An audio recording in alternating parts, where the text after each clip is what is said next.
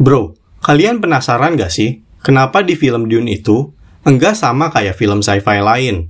Kayak sains dan teknologi di film ini tuh sangat terbatas. Emang kita ngelihat pesawat luar angkasa yang gede dan juga tembakan laser. Tapi di film ini tuh, kita enggak ngelihat superkomputer, AI atau kecerdasan buatan, atau juga robot. Jadi ribuan tahun yang lalu di semesta Dune, memang orang-orang ngandelin komputer dan kecerdasan buatan di kehidupan sehari-hari. Tapi kemudian, beberapa orang manfaatin hal tersebut. Mereka bikin mesin-mesin untuk menguasai dunia, dan yang lebih parah, memperbudak para manusia. Sampai akhirnya, ada sebuah perang suci religius bernama Butlerian Jihad. Perang yang menghancurkan semua komputer dan sejenisnya.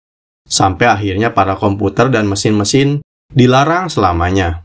Di salah satu kitab suci bernama Orange Catholic Bible disebut, "Thou shalt not make a machine in the likeness of a man's mind."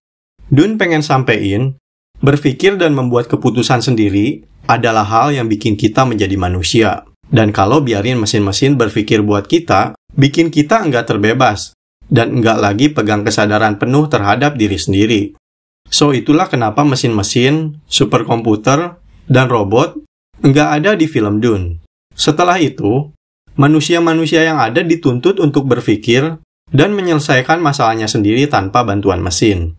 Mereka mendirikan sekolah-sekolah buat melatih kemampuan berpikir manusia sampai ke potensi maksimal. So, di film Dune, kita ngelihat adanya Mentat, manusia komputer yang bisa berpikir full secara logika.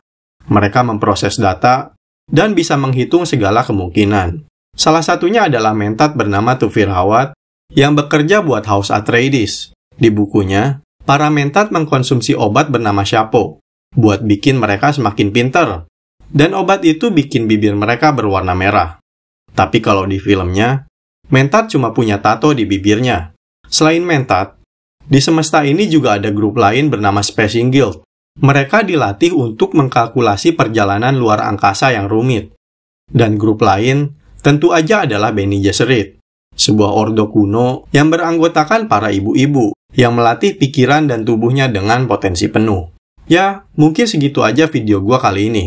Komen di bawah kalau kalian pengen tahu cerita tentang Spacing Guild atau Bene Gesserit, atau cerita menarik lainnya dari Universe Dune yang belum kalian tahu.